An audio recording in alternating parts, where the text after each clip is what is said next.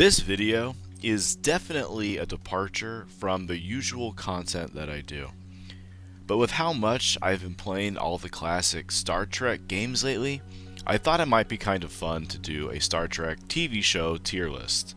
Now this tier list was already prepared by other people, so if you want to make your own, you can just go to the tier list website and search for it. I figured that I would just start with the order given in the list. So that means that we are going to start with Star Trek Deep Space Nine. Now, unfortunately, because of copyright, I can't just straight up show clips from the shows that I want to, but we can do our best to describe what we're talking about. Star Trek Deep Space Nine is a favorite of many Star Trek fans. It's not my favorite, but I can appreciate it. It actually came out 1 year before Babylon 5, a show that it's often compared to because they sort of came out around the same time and had a similar plot. But it was a departure from the normal Star Trek formula by taking place on a space station. So the stories would revolve around visitors coming to their station rather than exploration. And then later on the show is about the effects of a war on the main characters. Now, it had a radically different tone than Next Generation or the original series.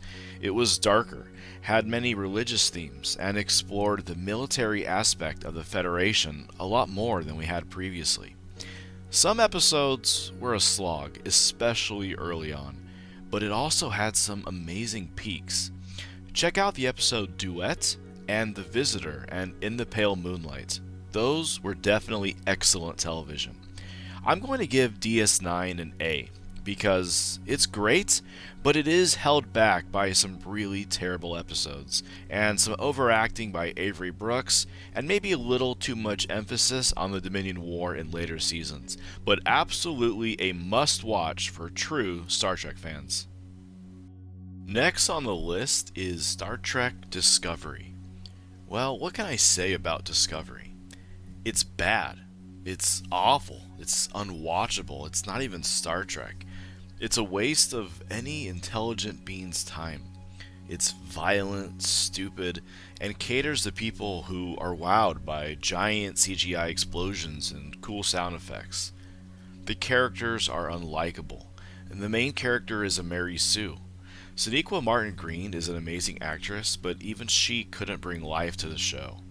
The plots revolve around various ultra super weapons that mustache-twirling villains want to destroy everything and everyone. Only a few of the characters felt like actual Federation officers, being professional and logical without being psychopaths. Discovery was a failed attempt at modernizing Star Trek by ruining everything that made Star Trek special. F tier, avoid at all cost. Star Trek Enterprise is next on the list. I am a little more conflicted about this show than I am about the others. And I'm going to be honest, it's been a few years since I've actually sat down and watched a number of Enterprise episodes. Right off the bat, I was annoyed that the Enterprise is just an Akira class from First Contact turned upside down. Another issue is that I just never really cared about any of the characters in Enterprise, the way that I did about characters in TNG, TOS, Voyager, or DS9. Perhaps it was me or just the way they were written, but they aren't that memorable. Scott Bakula is a fine actor, but the plots in Enterprise seem to get increasingly dumb, and then they started resorting to crossovers or relying on T'Pel's attractiveness.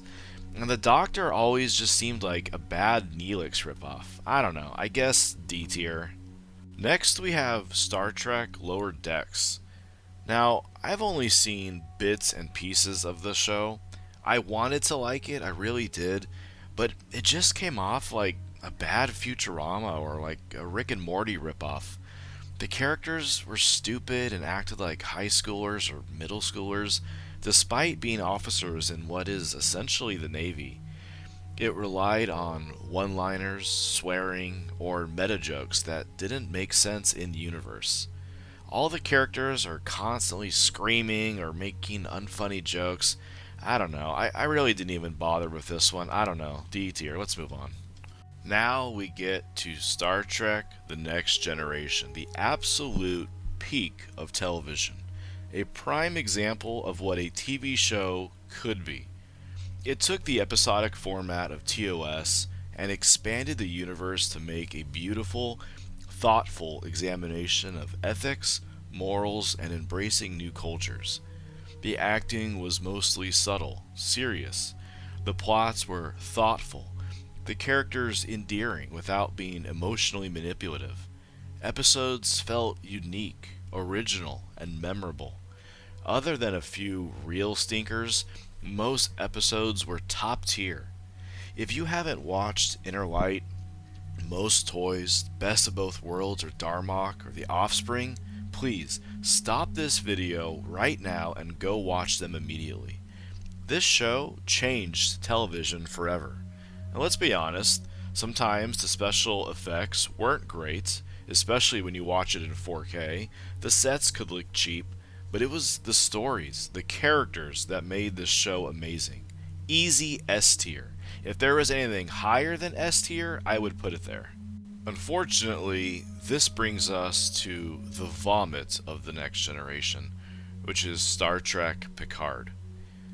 Picard was an effective way to ruin everything that The Next Generation had worked so hard for. It took established characters and turned them into serial killing psychopaths. It turned the Federation from a peace loving exploration organization to a thinly veiled criticism of the current United States. It disregarded canon and precedents set in the previous shows for shock value.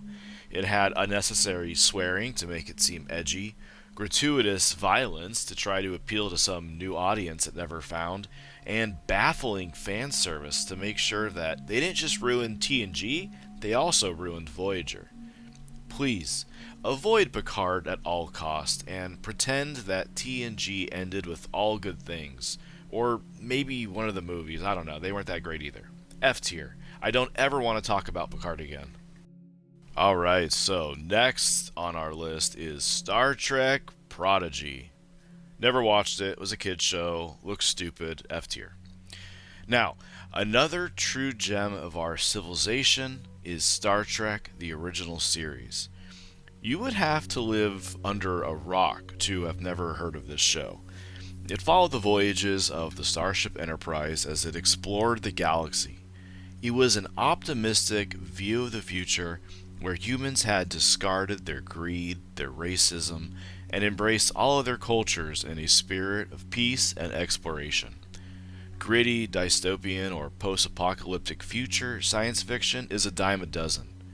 But Star Trek was unique with its hope for the future.